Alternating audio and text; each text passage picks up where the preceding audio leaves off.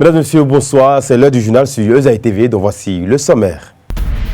Les populations de Cotonou et environ subissent le calvaire en cette période de pluie. Vous suivrez le constat dans ce journal. L'association des sages-femmes du Bénin sensibilise les jeunes filles du CEG à Kassato pour réduire les grossesses précoces enregistrées dans les écoles du Bénin. Plus de précisions dans cette édition. Le Centre des œuvres universitaires et sociales d'Abomey-Calavi œuvre pour des soins de qualité des étudiants, ceci à travers une formation à l'endroit du personnel de la santé qui s'est déroulée à Porte-Novo. Qui est un poule derrière la poulailler?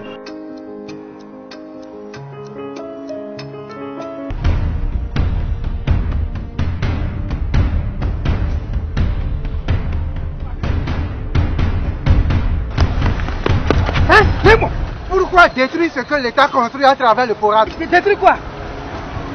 Non, petit ordu comme ça. Hein? Tu vois ce que je dis? C'est vos déchets jetés dans les collecteurs qui empêchent l'écoulement des eaux et qui créent les inondations. Allez! Allez!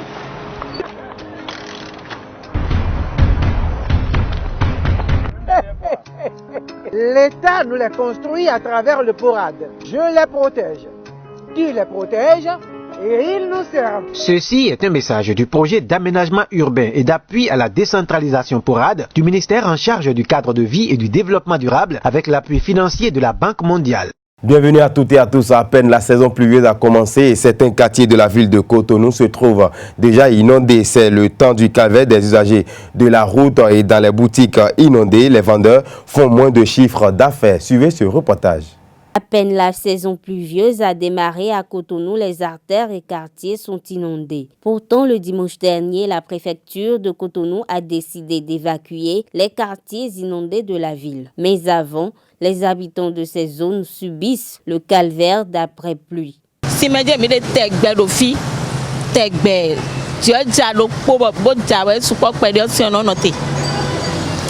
Chaque année. Caniveau les bleus. Caniveau et ito gandia. Et ito gambation bino a noté. Et quand on fait on y a. Était là bloc curage de soir. Bon. Oh, déchet là non les bio mais bon boucher. Caniveau. Tout le goudron là vous voyez là-bas jusqu'au point jusqu'ici, il n'y a pas la voie. Nous sommes obligés de garer nos motos là-bas et d'essayer de jongler un peu jusqu'au point de venir ici. La pluie d'hier là, c'est ça qui a inondé tout ici. Quand l'autre caniveau est bloqué là-bas, l'eau là, ça a débordé et c'est venu ici. Voici, il y a beaucoup de pluie de temps en temps là. Ça reste là, donc si la pluie termine là, l'eau commence pas à partir. En dehors de ces dégâts causés par l'inondation chez la plupart de ces citoyens, ces eaux stagnées sont aussi à la base de la mévente. Client là de moi il non wa e wa so yen gbo to brick lo si on me boy no gbonji we de lana ti o hu ga o si on le haji we te so mo brick o de bolo a si on no do ye ka to brick le no aje mi mo ji ti wa client no je waji ropolopo. Pendant la saison des pluies, rien ne marche plus chez nous ici. On est obligé de rester comme ça jusqu'au point on s'en sort comme ça. C'est difficile, on va mais c'est difficilement quoi. Ils espèrent vivement la mise en œuvre de la décision prise par la préfecture face à leur situation actuelle. Après le constat de plusieurs cas de grossesse précoce dans les écoles du Bénin, l'association des sages-femmes apporte son soutien par une sensibilisation des jeunes filles du CEG à Kassato, une action qui s'enregistre dans les actions de la célébration de la Journée internationale des sages-femmes. Les sujets abordés, nous avons introduit par l'âge de la majorité au Bénin et c'est des enfants qui sont bien informés. Elles savent que la fille, l'âge majeur pour la fille est 18 ans. Et nous leur avons demandé est-ce que la sexualité est autorisée avant cet âge ou à partir de cet âge. À l'unanimité, elles ont dit non, qu'elles sont là pour étudier et que la sexualité doit être secondaire. Ce qui nous a galvanisés pour entrer de plein pied dans le sujet de sexualité et les conscientiser sur la nécessité de se garder, d'éviter de fréquenter les garçons jusqu'à finir leurs études, que si elles veulent devenir des cadres de demain, que c'est leurs études qui doivent les préoccuper. Elles savent aussi que quelques-unes de leurs camarades ont été victimes de grossesses non désirées et qu'en s'adonnant à la sexualité précocement, elles risquent d'avoir des grossesses non désirées et des infections. Et nous leur avons demandé quelles sont les conséquences des grossesses non désirées. Elles ont parlé d'abandon des classes, elles ont parlé d'avortement provoqué qui peut tuer, elles ont parlé de stérilité secondaire. Donc c'est des enfants qui connaissent un peu le sujet de façon vague. Ce qui nous réjouit, elles nous ont dit qu'elles sont toutes vierges. Et nous leur avons promis un suivi. Et le suivi va se faire à travers une organisation très prochainement de concours Miss Virginité dans l'établissement. Nous allons procéder à un recensement de celles qui sont venues ici. Et l'année prochaine, à l'occasion de cette initiative, nous allons voir celles qui ont tenu leurs promesses et celles qui seront effectivement vierges.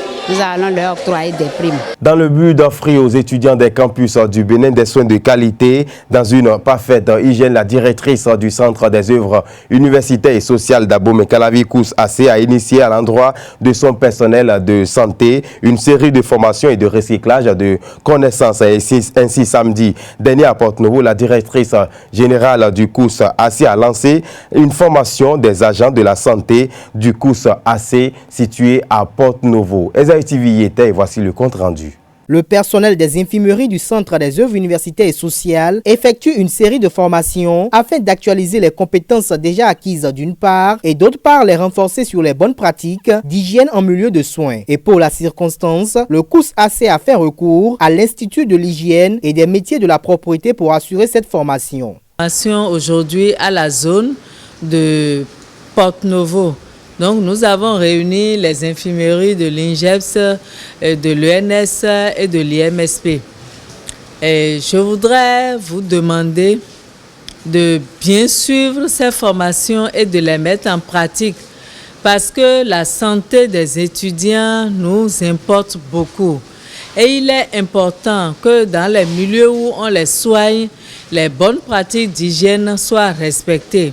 Une initiative qui s'inscrit dans la dynamique d'offrir aux étudiants, principaux bénéficiaires des prestations du COUS, un cadre médical plus hygiénique pour une meilleure prise en charge sanitaire. J'ai initié cette série de formations pour le personnel des infirmeries, pour qu'ils soient mieux outillés, pour que nos infirmeries soient plus propres, pour préserver la santé des étudiants. Parce que la finalité de toutes nos actions, ce sont les étudiants et le personnel de soins n'est pas toujours à niveau par rapport au respect des normes en matière d'hygiène dans les infirmeries. Mes attentes à l'issue de cette série de formations, c'est que le personnel soignant soit mieux outillé aux normes d'hygiène dans les infirmeries pour préserver la santé de nos étudiants. Cette formation vise également à connaître et maîtriser les réelles sources de contamination tout en renforçant les connaissances en matière de bio-nettoyage des surfaces et dispositifs médicaux. À l'issue de cette série de formations, le personnel des infirmeries du COUS sera mieux outillé pour administrer des soins sains et de qualité. Restons avec la directrice du COUS AC le week-end dernier. Elle a effectué une descente contrôle dans les restaurations afin de s'enquérir de la qualité des mets et de mettre en garde les responsables à divers niveaux pour un bon usage des vivres destinés à la couche estudiantine. Le reportage. Soucieuse de la qualité de la restauration des étudiants dans les restaurants des universités du Bénin, la directrice du Centre des œuvres universitaires et sociales d'Abomey-Calavi a effectué une descente dans les 10 restaurants week-end dernier afin de toucher du doigt les réalités qui s'y font montre au quotidien. Une visite surprise qui consistait à vérifier la qualité des mets préparés et à compter le nombre de poissons et de viande prévus aux divers plats du jour. Toute chose qui s'inscrit dans la dynamique de vérifier si les vivres destinés au restaurant sont utilisés en toute légalité et équité.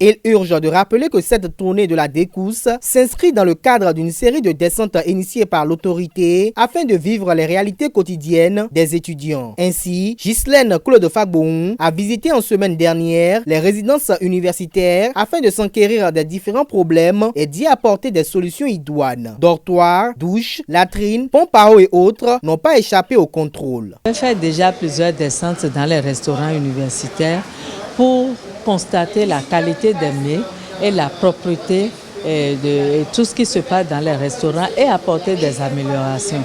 Cette fois-ci, je suis allée dans les résidences pour voir le niveau de propreté des résidences et j'ai apporté des solutions qui ont commencé dès le vendredi même, dès hier même, par rapport au lavage des douches communes et WC communes, pour que cela soit effectivement beaucoup plus propre. Dans certains bâtiments, c'est très propre. Bon, dans d'autres, un peu moins. Ça dépend de la population aussi qu'il y a dans chaque bâtiment. Donc, depuis hier, nous avons déjà pris des mesures idoines pour l'amélioration de l'hygiène au niveau des bâtiments. L'occasion était pour la maman des étudiants d'échanger en toute courtoisie avec ses enfants sur leurs réelles difficultés. Et des engagements ont été pris pour conjurer un certain nombre de mots au passé. La DECOUS a rassuré les étudiants, principaux bénéficiaires des prestations du COUS-AC, que beaucoup de choses vont changer les jours à venir afin qu'ils se sentent plus à l'aise et ceci pour le bonheur de leurs études. Mesdames, Messieurs, c'est la fin de ce JT Soir sur Ezaï TV. Restez toujours connectés. L'info est toujours disponible sur les www.ezaïtv.com. Bonsoir.